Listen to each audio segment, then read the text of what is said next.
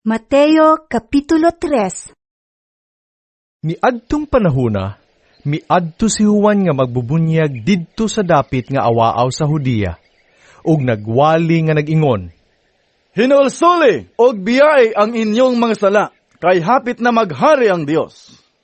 Si Juan mao ang gihisgutan ni Propeta Isaiah sa iyang pag-ingon. May nagsinggit didto sa kamingawan.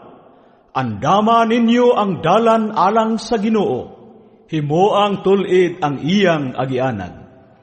Ang bisti ni Juan hinimo gikan sa balhibo sa kamilyo, ug nagbakos siyag panit, ug ang iyang kanunon dulon ug dugos. Unya, nangadto kaniya ang mga tao gikan sa Jerusalem, ug tibuok lalawigan sa Hudiya, ug gikan sa kayutaan nga kasikbit sa suba sa Jordan. Gisugid nila ang ilang mga sala, ug gibunyaga niya sila didto sa suba sa Jordan. Sa pagkakita ni Juan nga may daghang Parisiyo ug Sadusiyo nga nanuol kaniya aron magpabunyag, giingnan niya sila. Mga bitin, kinsay nagsulti kaninyo nga makalikay kamo sa taliabot nga paghukom sa Dios. Ipakita ninyo nga naghinulsol na kamo sa inyong mga sala pinaagi sa inyong buhat. Nagdahom ba kamo nga kay kaliwat kamo ni Abraham maluwas kamo? Sultihan ko kamo. Makahimo ang Dios pagkuha niining mga bato aron himuong mga anak ni Abraham. Gani giandam na sa Dios ang atsa aron iputol sa mga kahoy diha sa mga gamot. Ang tanang kahoy nga dili mamunga og maayong bunga, putlon og isugnod sa kalayo.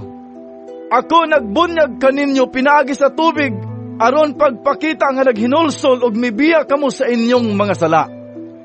Apan ang muanhi sunod kanako, magbunyag kaninyo pinaagi sa Espiritu Santo og sa kalayo.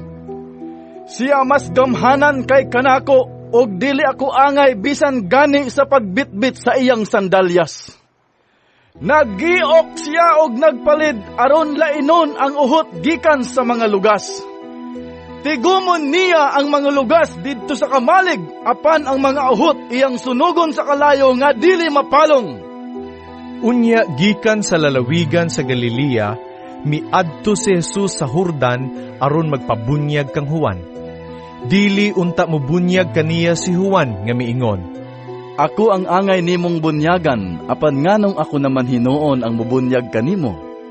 Apan gitubag siya ni Jesus. Pasag di lang nga mahitabo kini. Kay niining paagiha, makatuman kita sa tanan nga gisugo sa Dios. Busa miuyon si Juan. Human gayud sa pagbunyag kang Jesus, mikawas siya sa tubig. Unya naabli ang langit, ug nakita niya ang Espiritu sa Dios nga mipaubos daw sa lampati ug mitugdon kaniya.